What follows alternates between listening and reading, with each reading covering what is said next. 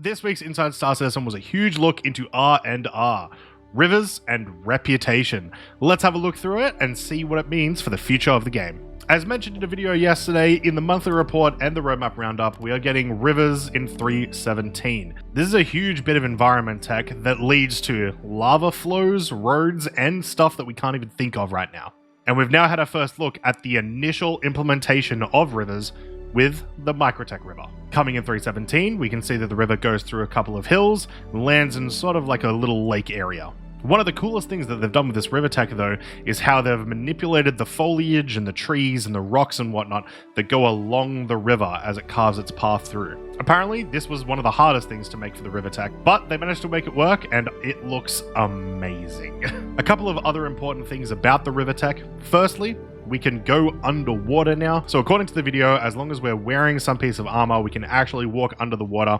And if you watch the video, I did notice that there are some assets under the water, like some moss-covered rocks. Although they do mention that the planetary development team will be having a look at this later on so that they can create some props for the rivers appropriately. Not sure what this means about the majority of vehicles going into the water and whether they're going to explode or not, but it's still pretty exciting. Speaking of vehicles, apparently Gravlev vehicles will be able to float along the top of the rivers, which to me speaks races. This particular river they mentioned isn't super close to any other markers, so we will have to explore it ourselves when 3.17 comes out, hopefully with PTU closer to the end of the month. The implications of this tech are massive. As I said, apparently lava flows, like we see on Pyro, also use this tech, and something that I know a ton of people are waiting for, roads, should be using a similar tech as well.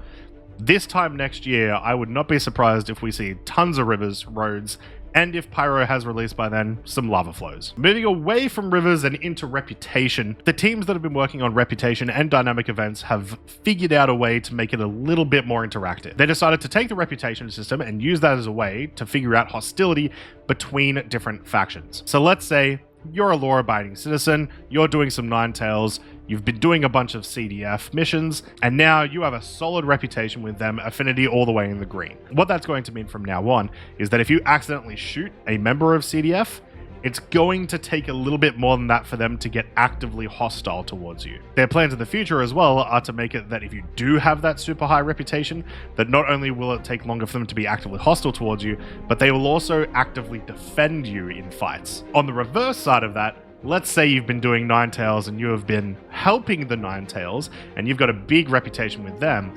Well, similarly, the Ninetales, it'll be harder for them to be actively hostile towards you, or they might just let you pass through, not attack you at all. But the CDF now see you as an active threat, and so they will more actively chase you. The way that they sort of talked about the video is it seems like it's possible they might even try to interdict you in certain locations, sort of treating it as if the NPCs almost have a bounty on you. But that's partial speculation. Watch the video and see what you think about it. They also said it means for things like Jumptown, where normally you could just collect all the packages you wanted, then commit crime and go sell it to crime stat people. You can't really do that anymore. One thing that makes me really excited about this change is it makes a huge difference in events like Xenothreat, where you have 50 ships flying around, people are flying in front of everyone's active fire. You're going to accidentally shoot people all the time. Then you're turned red and then everyone turns on you.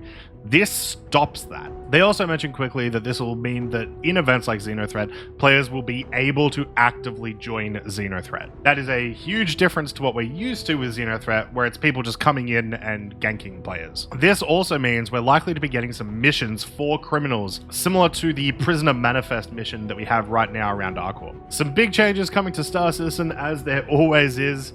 Let me know in the comments below if you're hyped for 3.17. I am Croncy. If you liked this video, give it a like, subscribe, click that notification bell to get notified every time I upload, and have a fantastic day. I'm gonna need to get a swimming costume.